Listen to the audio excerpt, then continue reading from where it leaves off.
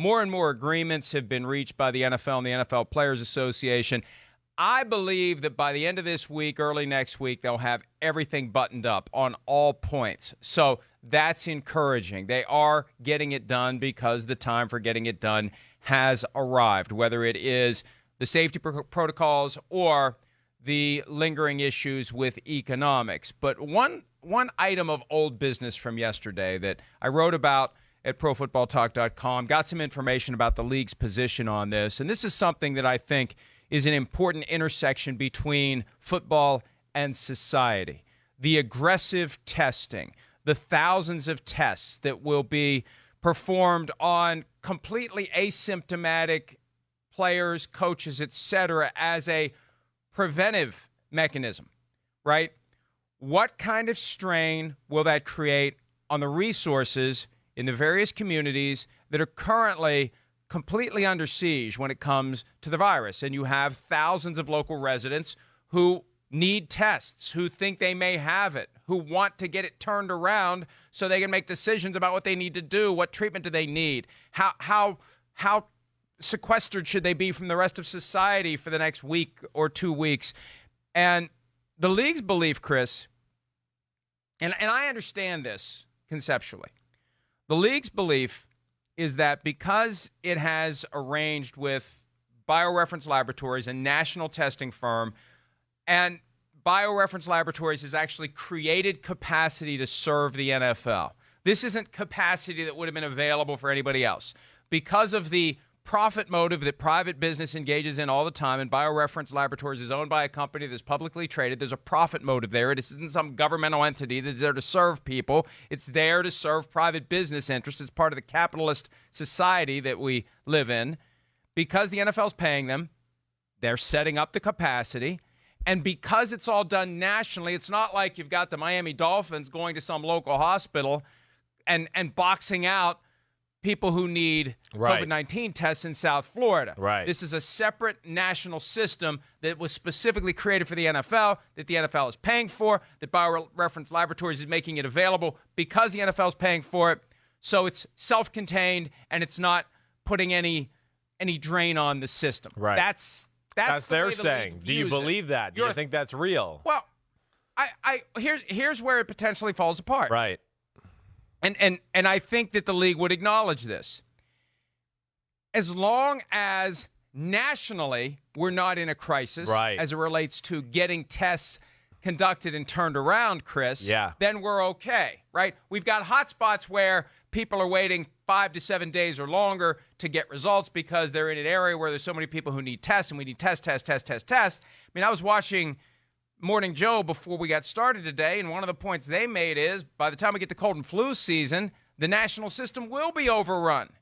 Then what happens if you can't get a 24-hour turnaround? Right. If you're the NFL. So, and I think there's an acknowledgement that the NFL would make if push came to shove that if the national system is under sufficient duress, then the league does fall behind critical care patients, healthcare workers, the people who need that 24-hour turnaround, and they get it first before the NFL, and then maybe we go to 48 or 72 hours, which makes the whole testing concept collapse onto itself if you can't get the results quickly, because you don't want guys who are in the facility, on the field, in games that were tested 2 days ago, and you haven't got the results yet, and for all you know, they may be positive. Yeah, well, I mean, this is why, as a country, we got to get a hold of this thing for not just the NFL, but just for all economic reasons. I mean, if we want to get going and get back to normal and all those things, yeah, of course. But, when you look at it at first look, and I'm glad you explained it that way, because you do. You think about,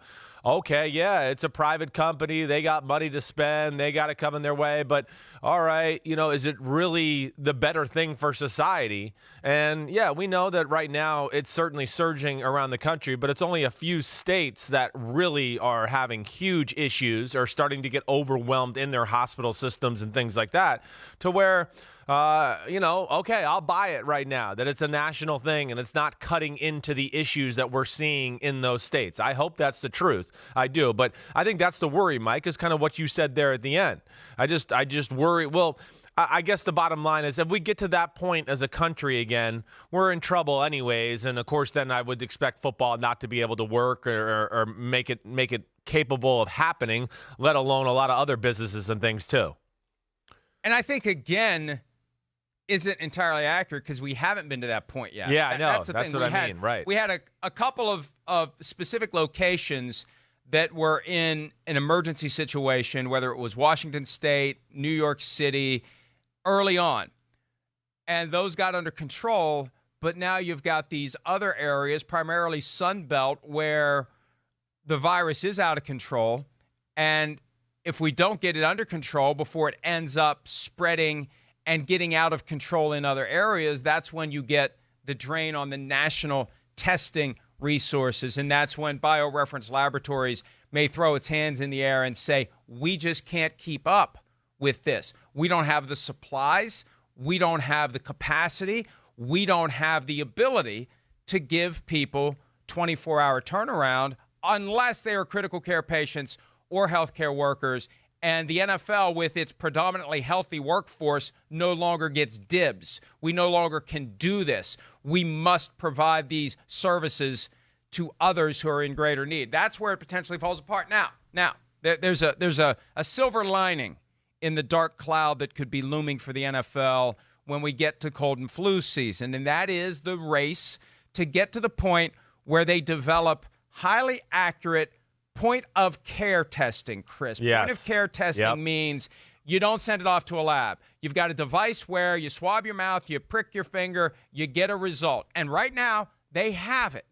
It's available. The problem is it's not accurate.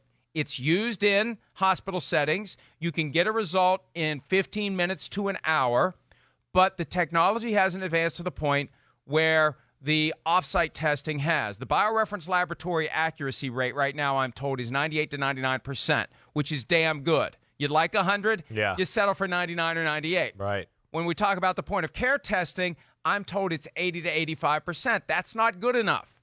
So they're hoping that the work and the research and the advances that are all happening kind of behind the scenes and people aren't really talking about it, but that the point-of-care testing will catch up from an accuracy standpoint, and there'll be enough point-of-care tests that the NFL can just shift to that, which would be great. Because if we could get to the point where all players and all coaches could know within 15 minutes to an hour on any given day whether they're positive or negative, you solve a hell of a lot of the problems the NFL is risking here, that you're going to have somebody who's walking around the facility or running around on the field shedding virus all over other people. Yeah, that would be a game changer. I mean, you're right. I mean, it just limits the amount of consequences that can happen and things that can happen on a daily basis. So that would be amazing. Now, do we think is there going to be a national call for those type of tests too, though, to where, okay, I'm just bringing this up, okay, now these tests are available. The general public's going to get them first. How is this going to work out too? I don't know if we can depend on that right now. Right, is basically what we're saying. We're hopeful that'll certainly make things certainly easier, but I don't know. I wouldn't put all my chips or my eggs in that basket if I'm the NFL. Here's the reality. Yeah. First, the technology has to get there, and then the capacity has to catch up. And these are all things we've kind of taken for granted in the past.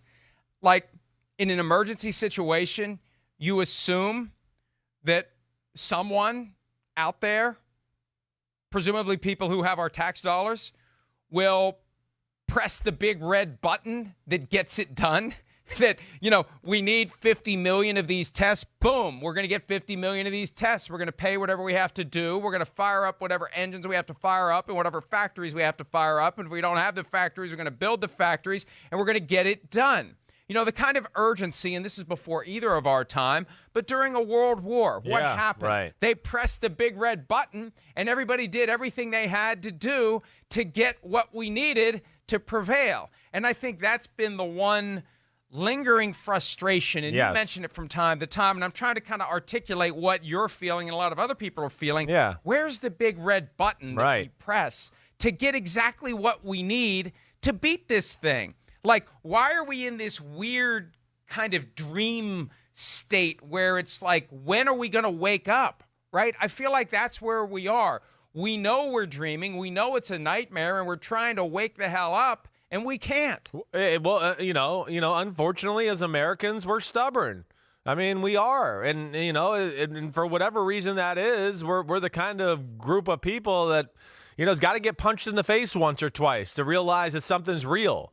I get it. I understand. Oh, at first when I heard about COVID-19 and everything like that, oh, yeah, okay, it's a little scary, blah, blah, blah, but I'll be okay, no big deal, But then, hey, up here in the New York area, you start to know people and hear people that and, they're getting sick, they're dying, blah, blah, blah. I don't mean to say blah, blah, blah to be insensitive, but you start to hear the horror stories that makes you straighten up. And unfortunately, I don't know why, but the rest of the country just didn't believe that we were going through this up there.